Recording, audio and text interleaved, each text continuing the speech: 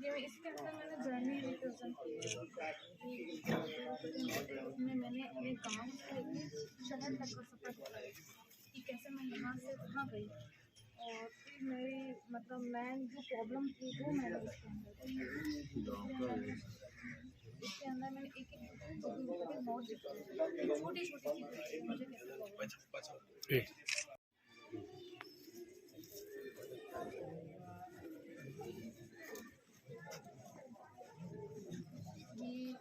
Bronze casting है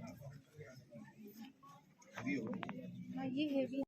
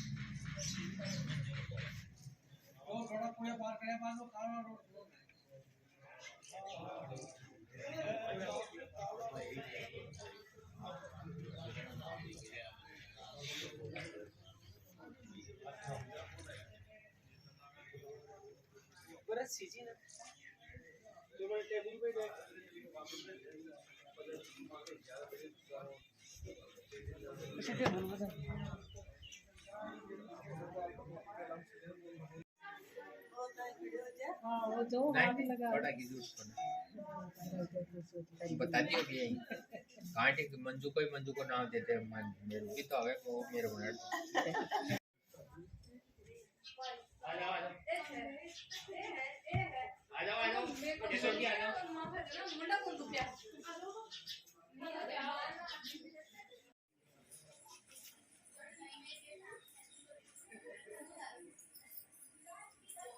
सबसे भारी मूर्ति है भजन में जना पटी एग्जीबिशन में कौन लगा सके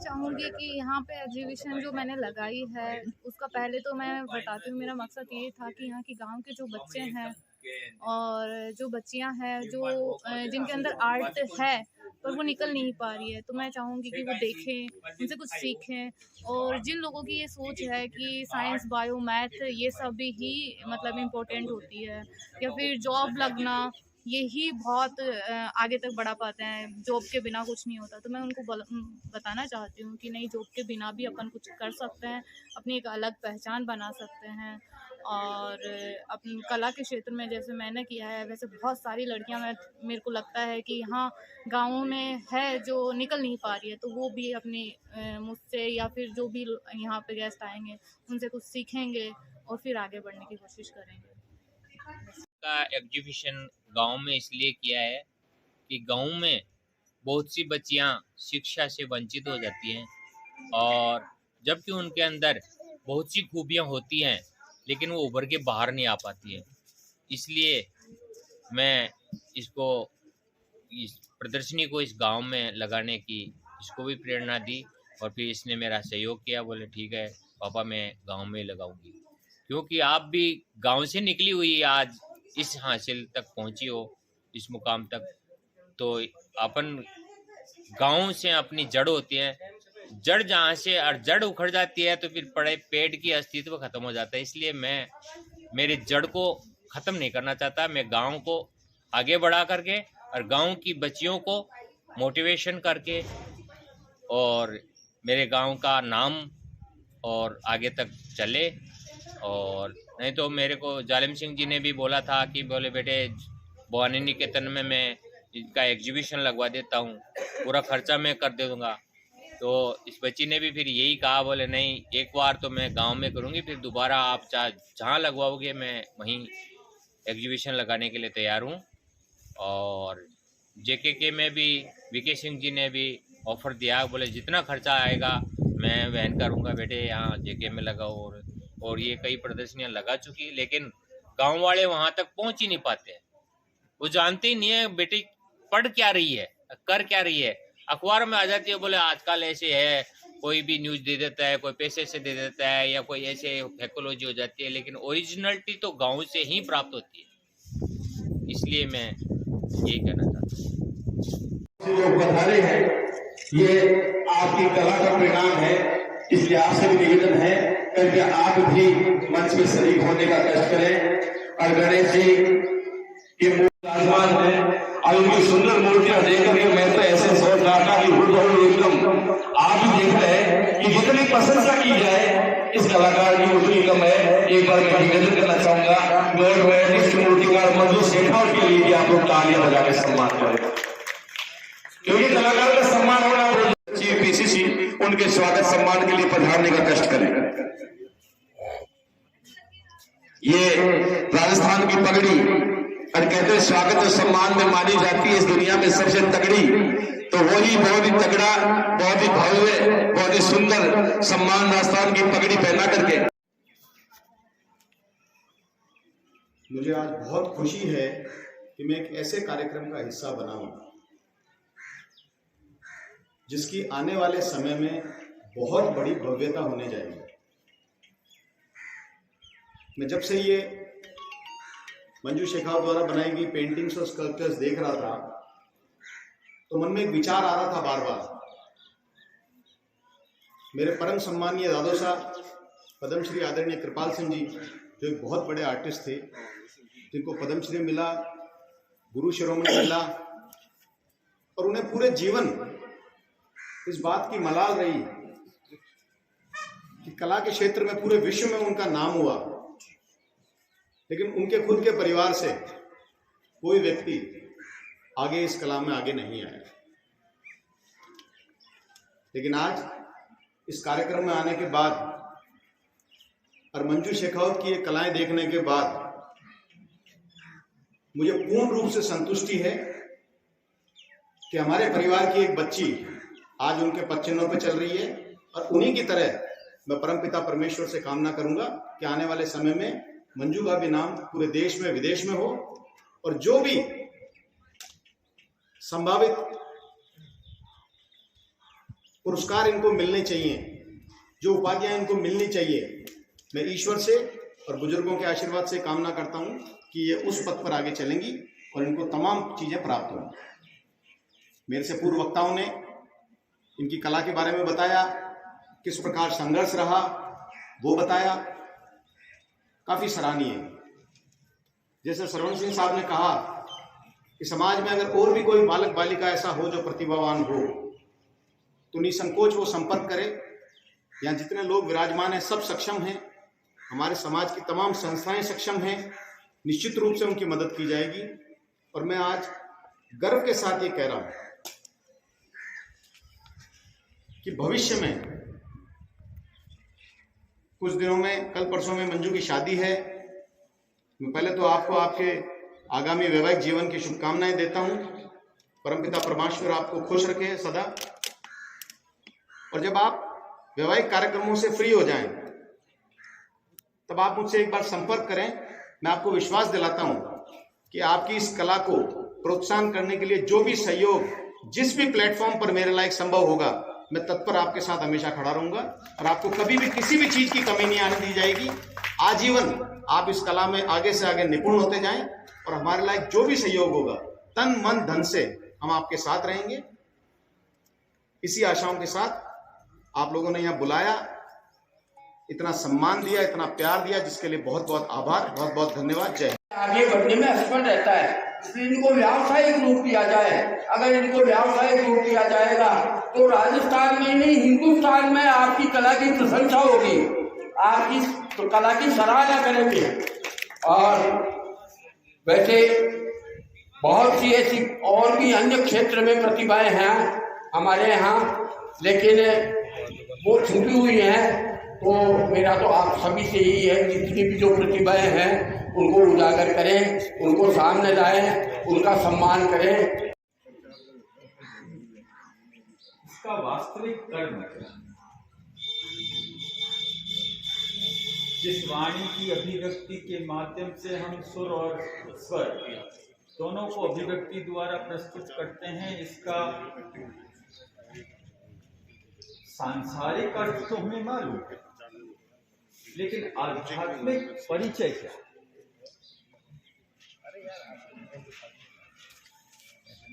आज आपकी उपस्थिति इस बात को कहीं न कहीं शहादत प्रदान भी करती है और इस सूक्ति को चरितार्थ भी करती है कि इस चराचर जगत का निर्माण जिस कला से स्वयं नारायण ने किया, उसी का एक मानवीय अंश अपनी कला की कृति से आपको और हमको प्रभावित कर रहा है। और आज उस प्रभाव से ओतप्रोत होकर हम अपने ही परिवार की उस बच्ची का स्वागत करते हैं, अभिनंदन करते हैं।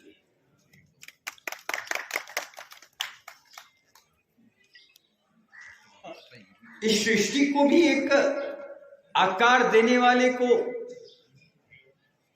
स्वयं निराकार कहा है।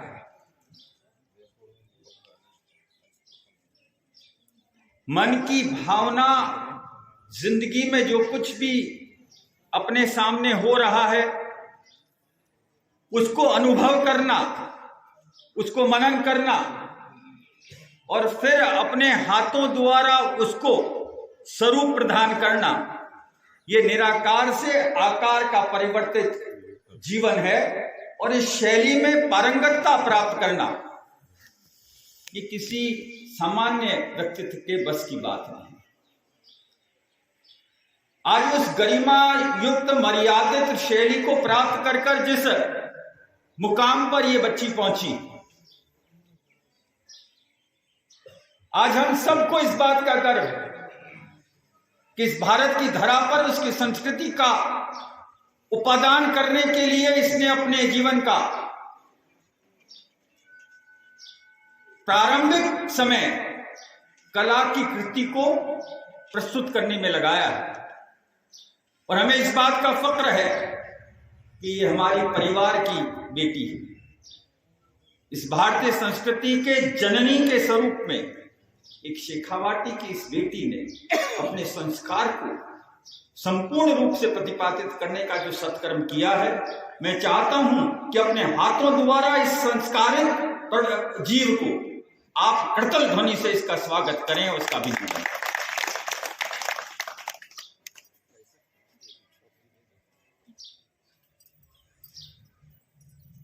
ये मेरा सौभाग्य है कि आज जिस मंच को मैं साझा कर रहा हूं, या तो इस सनातन धर्म में परम पद मिलता है या इस कलयुग में कहीं न कहीं पदम मिलता है। और अगर पदम में भी श्री का अगर निवेश हो जाए